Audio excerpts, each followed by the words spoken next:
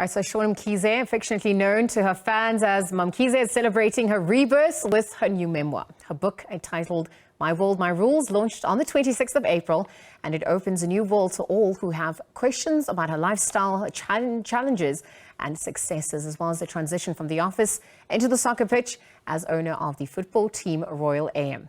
For the latest, we're joined via Zoom by Shauwn Mkhize. Mamkhize, good evening. Thank you for your time here on the SABC. Good evening. Thank you for having me. Good evening.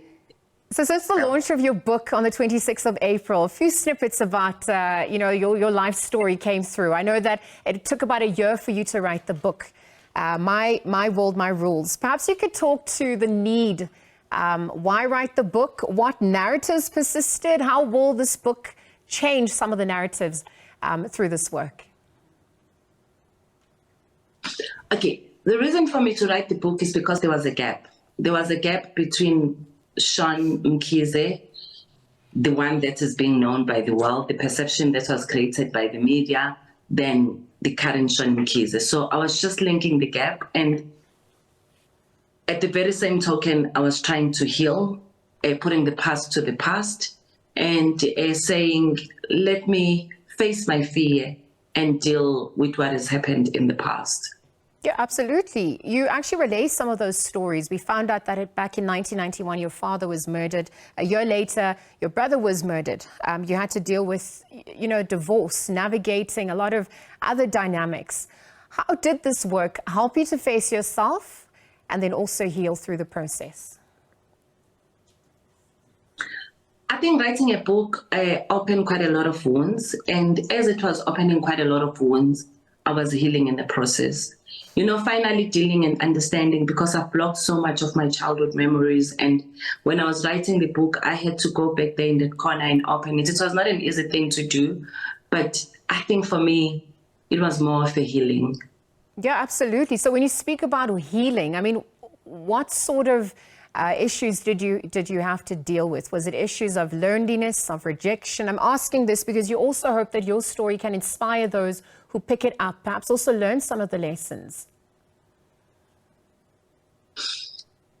I think mainly it was, there were some of the people that I was growing up that I couldn't remember at all. It has come to a point whereby I said, if I want to start afresh, number one, I started by finding myself, because as time goes on, I found that I've lost myself in a process of my 20 years of my marriage. Then when I found myself, I said, let me just clear everything that has happened in the past so that I'll allow the future to take its course. So if you're still holding on to the past, you'll never even open the door for the future. So speaking about finding yourself, I also read in some of the snippets since the launch that you speak about how it's not about what you own. Things don't define who you are. At this point, given that you've had to face yourself and heal, what defines Shauwn Mkhize now? Who are you at this point?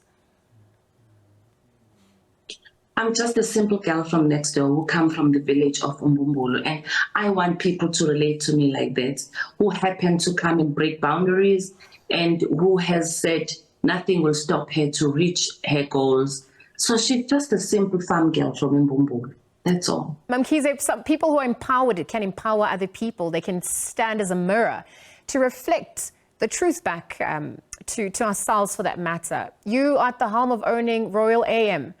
And I can just imagine, the issues that come with that in trying to establish equality, equity, inclusivity, being a female, when we try to also, address the gender inequality as well. How would you say you've taken a stand? How would you say you've also managed to infiltrate that space and solidify your mark in the sport fraternity? I think everything that I do, I give it my best. Not that I've started on the soccer fraternity, which is mainly known for the male-dominated industry. I was also in the construction. And I think my motto, it's always like, I always want to do the things that people are thinking is impossible. And that is why I always tell people when they say, oh, you've got a lot of money and this, I said, I don't have money. The money is for the business. It's not for me. and I work towards my goal. It's not that there's a room full of money that is sitting with a lot of money that I don't know what to do with it. So for me, I think, yes, breaking the man's territory, it's not easy. It has never been easy. When you get there, you must work 3 times harder, and you must put a lot of effort to make sure that you become the better version of yourself, because they always come and try and make you feel like you don't know nothing. Yeah, absolutely. It's definitely something that we continue to fight against. You speak about being in the construction industry, but I also read you're an accounting graduate. You worked for a multinational corporation. You then ventured into your own business, where you also had to learn some harsh lessons as well. I wonder, in meeting so many people along the way, who were some of the individuals that inspired you? To date, who continues to inspire you?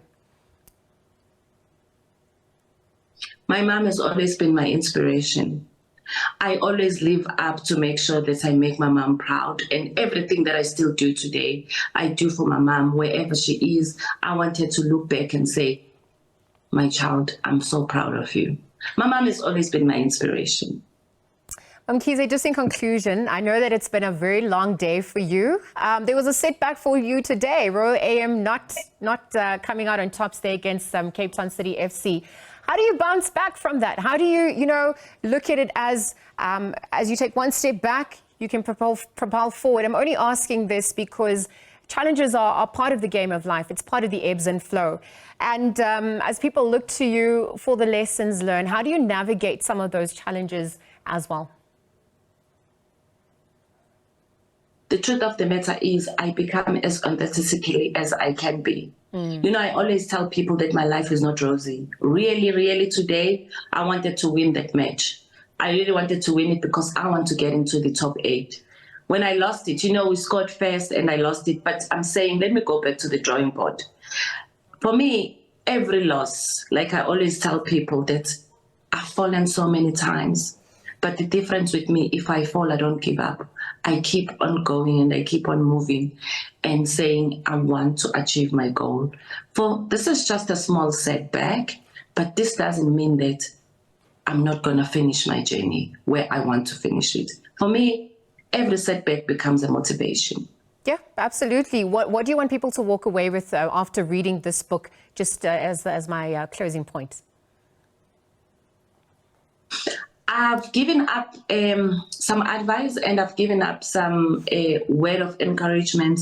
I think from page 133 to page 139, I think there are 5 vital points that determines me, and that will help anyone else in this country if they want to be helped, or that will inspire them.